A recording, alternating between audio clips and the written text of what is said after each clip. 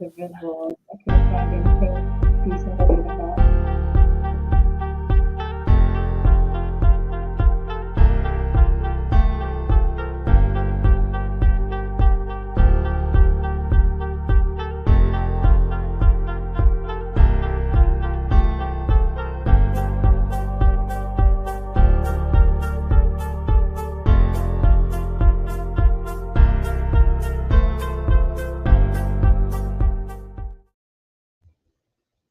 Shping!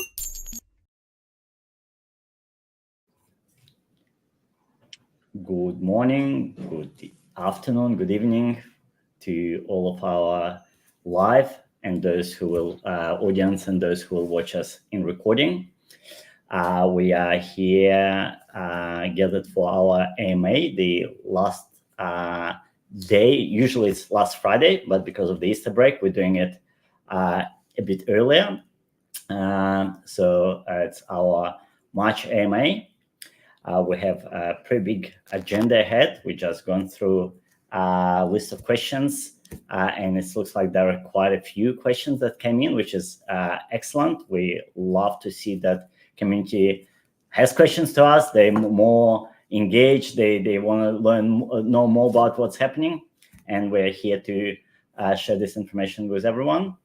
We also have a new face that you probably haven't seen before, Ellie, that we would like to introduce. Ellie is head of social, and she'll take part in this AMA and possibly future AMAs as well. So the more the merrier. And you have some more familiar faces like Brent and Emma with us. Ellie, if you'd like to say hi, you are on mute. I'll just letting you know. Yep, awesome. Hey guys, how's it going? I'm excited to be part of my first AMA. I've been with Shping for over a year now, so it's exciting to be on this other side of the stage. Excited to answer the questions and just get to know the community a little better. Awesome. Thanks, Ellie. Thanks so much, Ellie. Kennedy, we might start off today's session then with just an update on our progress from March from you before we lead into some updates across the rest of the business. Certainly. So March, another busy month for us. So a lot been happening on the development side. So we are preparing for our launch of Loyalty Hub. It's a pretty big milestone for us. Some of our followers who've been with us for some time probably heard of the retail portal. So the Loyalty Hub is sort of evolved retail portal. So it's a more broader module, but it covers not just retailers. It's pretty much retailers and brands. And we're starting with brands, and then we will be expanding that to retailers. But very excited, looking forward to see how it's all going to turn out. Amazing product for our brands. We already talked to our existing clients, and when we sell our product to new clients and present Loyalty Hub, it's usually met with a lot of excitement and approval. So definitely something that we're all looking for. So it's early May that we're going to be launching it, but a lot of the demos, internal testing happening where we check out the different versions of the software as it gets ready for the actual launch.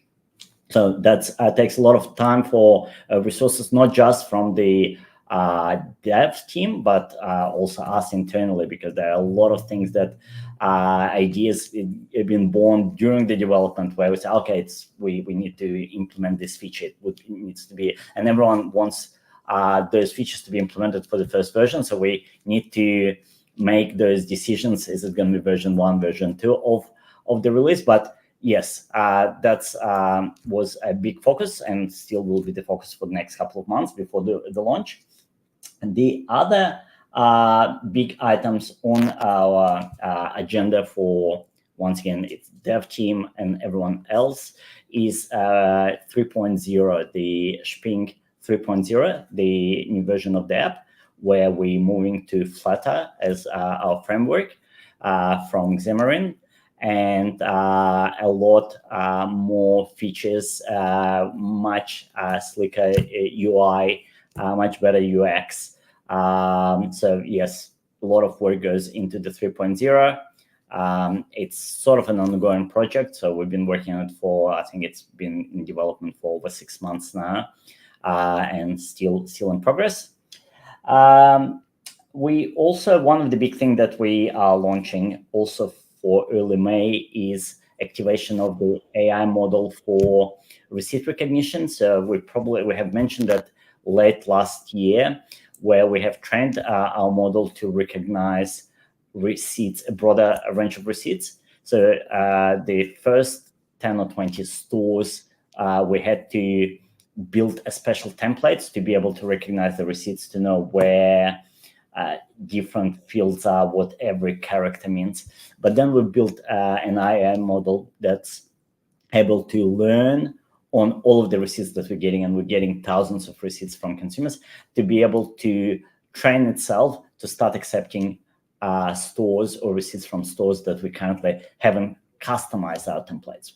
What it would mean that the system will train itself as new receipts coming in, which will give us almost 100% coverage, which means that regardless which store receipt are you uploading, whether it's your local milk bar, or whether you went to your Pearl store, whether it's a store in a big department store, it's any receipts, we would be able to recognize and extract data, extract the products that you've purchased, which as those who use the app understand that when the product is extracted from your receipt, it relates to a lot of other perks that you get, because the brand that you purchase knows that you purchased the product. It enables them to reward you and open up a lot of opportunities for further rewards, as well as for your own. When you store your receipts, you're able to quickly find products based on simply searching for them, because the data is extracted from the receipt. So that was probably the key focus of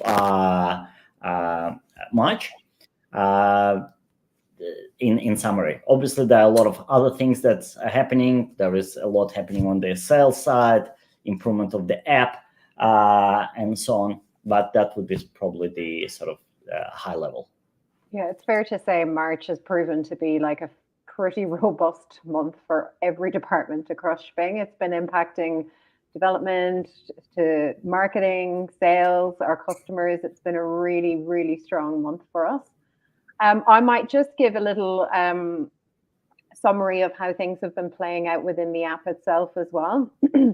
It's been a really good, strong March month, and we've really looked at what we've done in previous months and how that's impacted and improved our current state. And we mentioned at a couple of AMAs previous to this one that we had launched a live chat feature within the app. And that's proved to be a really beneficial addition. Not only is it becoming ever more popular with more people leaning on it each day, we've brought on Alex to support the volume and to ensure greater coverage there, so that we're getting back to people as promptly as we possibly can. But it's also allowed us to really keep customer top of mind, to understand what they're doing in the app, what they're facing, what they're encountering, and if there's anything that we can improve on. We're being quite fast at improving on it immediately where possible, and our app members will see that. And also behind the scenes, we're planning for improvements as well, and continuing to take customer feedback on board as our top priority. So that's going to remain a pivotal point for us as we lead into the future with Loyalty Hub launch as well. We've also had and made significant inroads and improvements to our automated booster recognition as well. So we're continuing to evolve in that space, but our receipt recognition capabilities now across all of the major retailers in Australia, and we're expanding that, have become significantly stronger, and we're going to continue to grow that as well. But our app audiences would now see, upon upload of a receipt, instant rewards on the back of a booster item being purchased. And that's almost at 90 to 100% of the time now. So it's a really great statistic for us, and we're continuing to improve on that as we lead on into next month and beyond. And the really great stat that we looked at in our team catch up earlier this week was that through all of this activity that we've been doing, so taking on board customer feedback, continuously improving all of these tools and assets that we have in the app for better customer experiences, has actually led to 182% growth in app activity over the last 12 months. So some really strong activity happening. It's great. I mean, our brands are reaping the gains of that. Our customers are using us more and leaning on us, and we're becoming a true value add to their weekly lives and monthly lives. So it's been really nice to sit down and actually reflect on that and see the benefits and the positives of what we've been able to achieve in the app for the March month. So what I'll do now is I'll pass over to you, Ellie. Ellie, you'll just give a little bit of a brief understanding of obviously her position as the head of our socials, and just a little bit from her as well on her experience with the app to date. Hey guys, so like what Nina said, I'm usually the person that handles the social media stuff on Shping. Apart from that, I also am in charge of sending out the weekly booster campaign via email, making sure that it gets to as many people as possible. Obviously, the weekly boosters are updated on the app weekly, but for those that don't check the app or forget to because they're very busy with their lives, we have an email that reminds them that it's out, so they can just go ahead and activate that and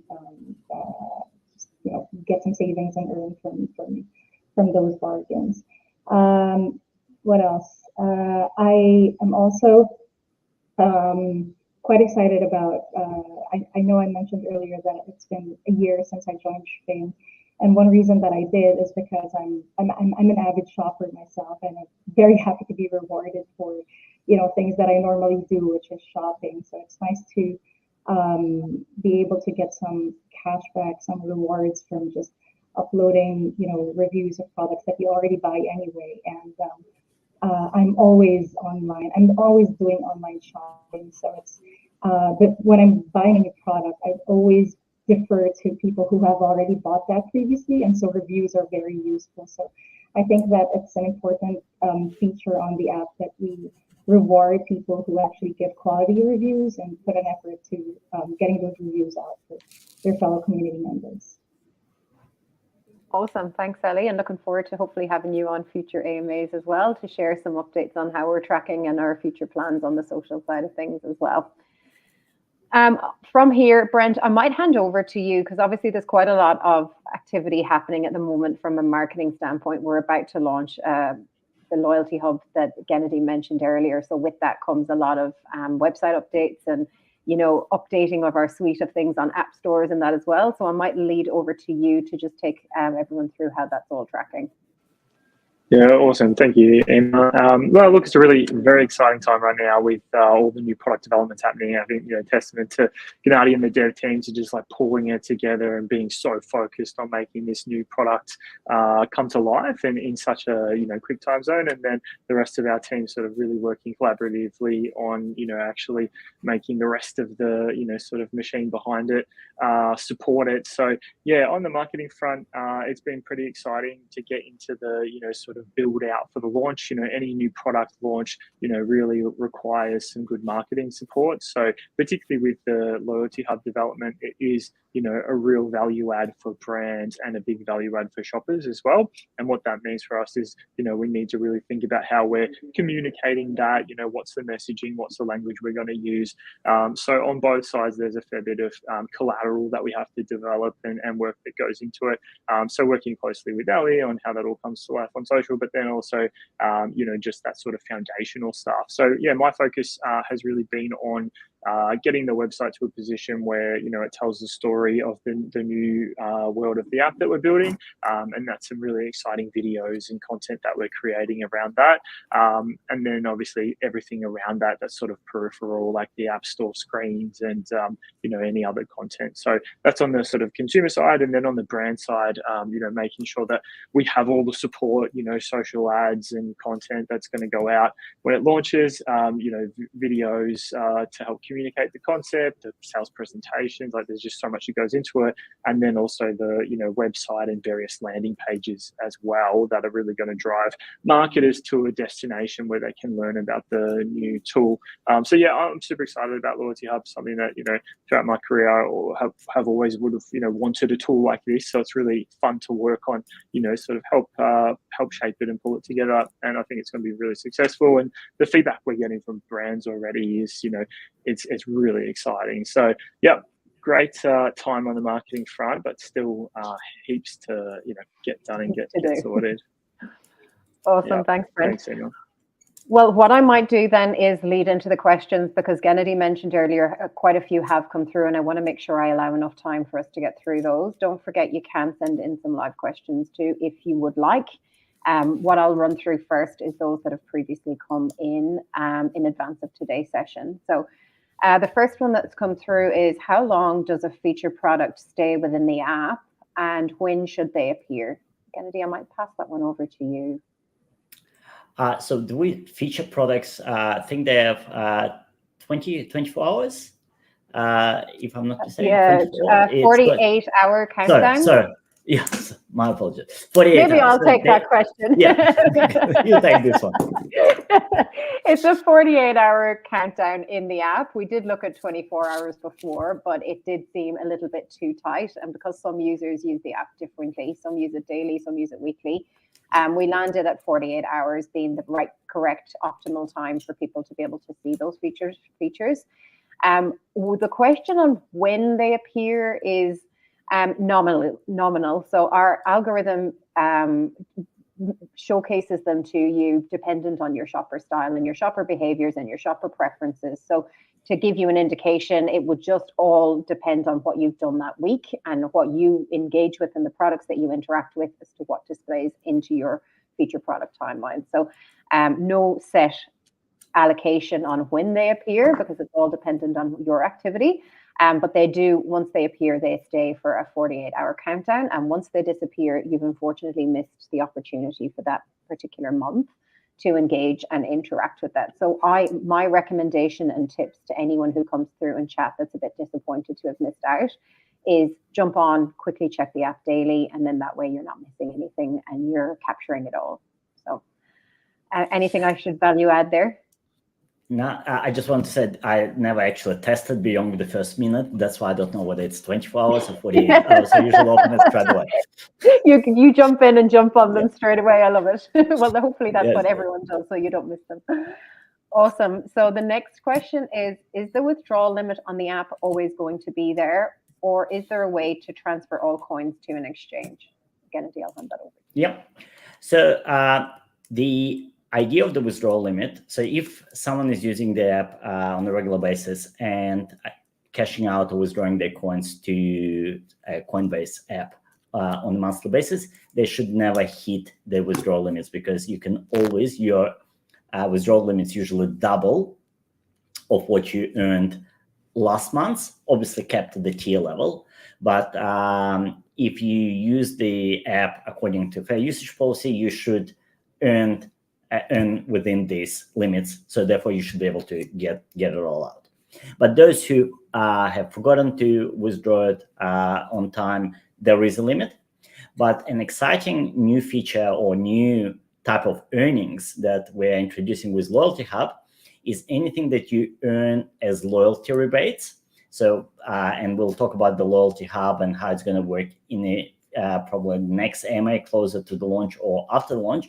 But anything you earn through the Loyalty Hub has no limit. So meaning that if you earn, let's say, $100 through loyalty rebates, you could withdraw it at any time, regardless of your limit. So it's not part of the limit. So the loyalty rebates are not limited.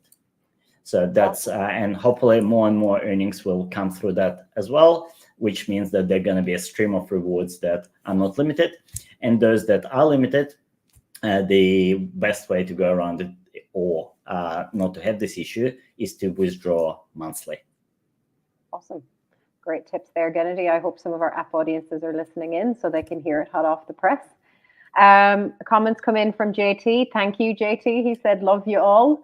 Congrats on the success. All the hard work is paying off. It really does feel like that for us internally as well. The feedback that we've been getting from app users and brands has been fairly phenomenal over the last few weeks and months. So yes, there has been a lot of hard work going on behind the scenes. It's a credit, as Brent said earlier, to the dev team. They've been literally flat out heads to the computers working on rolling these new things out for us. And yeah, can't wait for them all to release, because I think it even further strengthens Shping's offering. On to the next question. The next one is, can we withdraw all? Yeah, we've covered that one, so I'll skip that. Hi, admin. If I scan a product on Shping app, does the product information appear together with the product's expiry date? I might be able to go through that one. So the product information will appear, but it won't contain an expiry date, because that's very specific, not just to the barcode, but to that particular batch of product that's been released. So we would never be able to adequately on the back of a barcode give and display expiry or expiry information.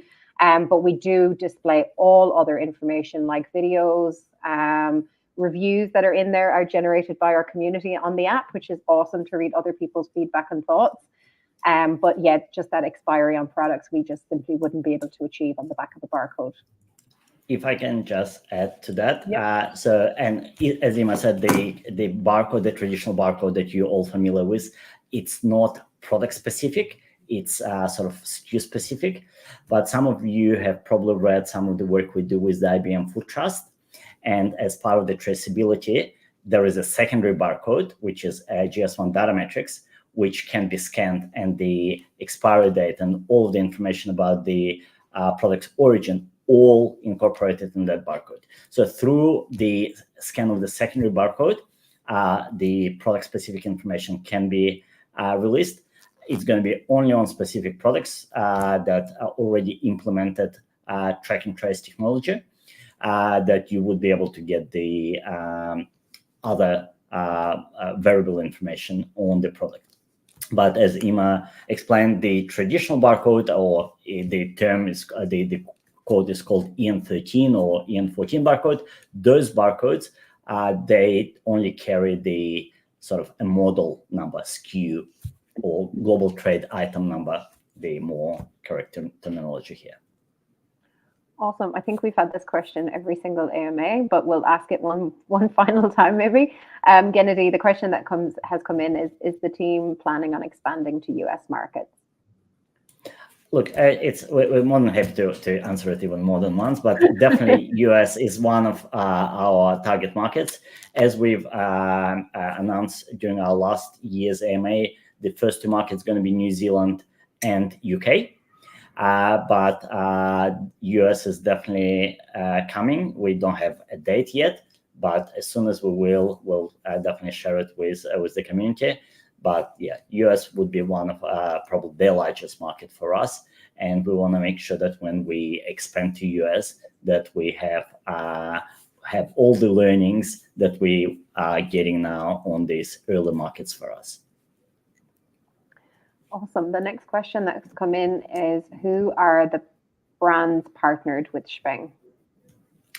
So currently, most of our partners are FMCG brands. So those who live in Australia, when you walk into supermarkets, you would probably see a lot of our brands. We list them on our website, and to be honest, I think the website is not even fully up to date, but when we're going to be implementing those changes that Brent mentioned, we're going to load a bunch of more brands who came in the last few months. Yeah, so we list the brands on our website. Currently, mainly FMCG, the sort of the supermarket type of brands, but in our plans is expanding to electronics, apparel.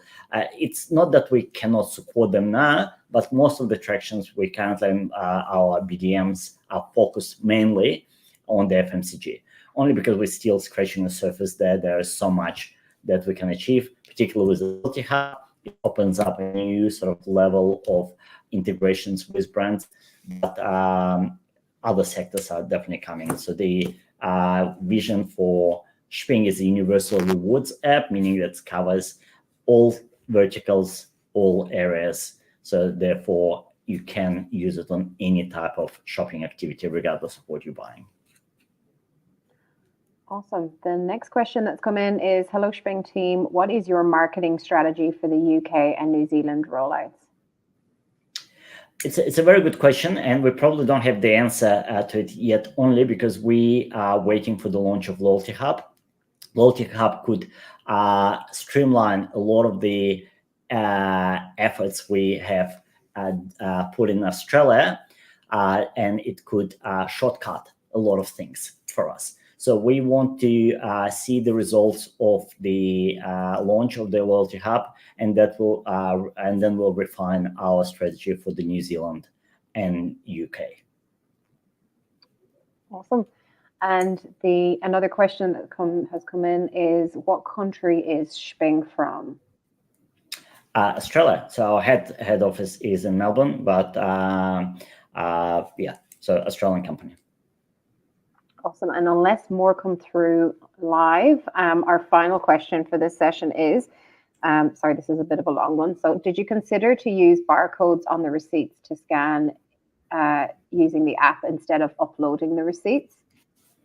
And similarly, can you automate user scans already uploaded in cards like Flybuys or Everyday Rewards in the app? Okay, good questions. So in some countries, they have centralized database of the receipts, which is government requirements, and therefore you could scan the barcode and then query this centralized database to pull this information. This is not something that is done in Australia, and not something that is done in some of the other countries that we are moving into. The beauty of Shping model is we are not dependent on any intermediates. We are able to talk directly to brands, and we are talking directly to consumers. And being able to capture the receipt, regardless of the format, regardless whether it has the barcode or not, gives us this consistency and coverage. So we, maybe in some countries where this centralized database would be available, we will tap into it just to make things easier. But this is not something that we are counting on for our sort of involvement in expansion. Regarding the database of Flybuys and Everyday Reward, I'm sure that they try to preserve this data. They would not share it with third parties because that's the value add that they're offering to the brands at the fee. And therefore, it's something that they able to capture through their unique positioning as a retailer. And I don't see them wanting to share that, but we're not really reliant on it because we're capturing the same data, but across all the stores. So it's not a store specific. So we are probably in a very good position here as well, that we can capture all of the receipt data, whether it's from your supermarkets, whether it's parking tickets, whether it's a restaurant check that you've picked up. So all of the receipts can be all uploaded and understood through our trained model to recognize the visuals of the receipts, or a digital receipt as well, which you could also upload into the system. And just an end component to that question was, sometimes monthly purchase bills are very long and you're unable to get the full picture of the receipt to upload. So Gennady, there's probably a tip that we can give there to that user. Certainly, yeah. So and I agree, it could be challenging, particularly if the invoice, the receipt is quite long. But in the app, there is an option for you to take multiple photographs.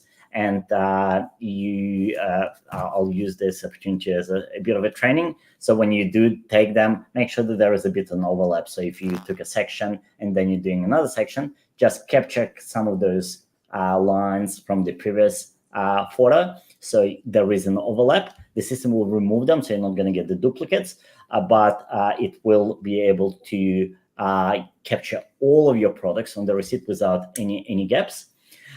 We are working on the better ways of capturing receipts, or use your digital. If you received your digital receipt, you can upload it into the app as well. Another question that's come through live is, what are some of the most important qualities or values that you look for in a new partner? Look, do you want to take it, or I'm happy to? Oh, no, work away. Yeah. Okay, cool. So I assume that the partners, that the question is about our I believe clients. it's probably, yeah, our partner brands and how we identify what a good fit might be. Certainly. So I think we're looking for partners who we can add value. And those partners would typically be those brands who sell their product through the third-party distribution. So if you are a store and the brand as well, and you know all your clients because they walk through your stores, and you already have a relationship with that, while there is a value add that we can add, but it's not going to be as strong as those brands with more complex distribution, where a brand don't have visibility of their end customer because it's sold through a third-party store. And that's where we add most of the value, because one of the big challenges for the brand is to understand their clients, who buying their products, but also being able to educate them and inform them about the qualities of their product, why their product is better than a competitor. It's not just about outbeating your competitor on marketing spend so that your ad will appear on their Facebook feed more frequently than your competitors. It's about making sure that your clients, they understand why your product aligns to their needs and their values, and why they need to purchase your product. So, and this is very challenging for a lot of brands because they don't have the visibility for their end consumers, and that's what Shping brings in. So yeah, we're trying to find those partner brands where we see that we add most of the value. And fortunately for us, there are a lot of brands with this problem. I was just about to say, yeah. Fortunately for us, that fits the brief of almost most of the brands in Australia, really. And we are very proud to be able to offer them a solution that works. Awesome. I think that concludes today's session. We've gone through all of the questions. If you've missed an opportunity to ask any questions in today's session, feel free to join our Telegram community if you're not already there, and post some questions there, and we'll reply on Telegram, and we can also include your questions in the next AMA next month as well. Thanks, everyone. We'll see you end of April. Have a great Easter break, and we'll speak soon. Thanks, everyone. Thanks, guys. Bye. Bye. Bye, guys. Thanks.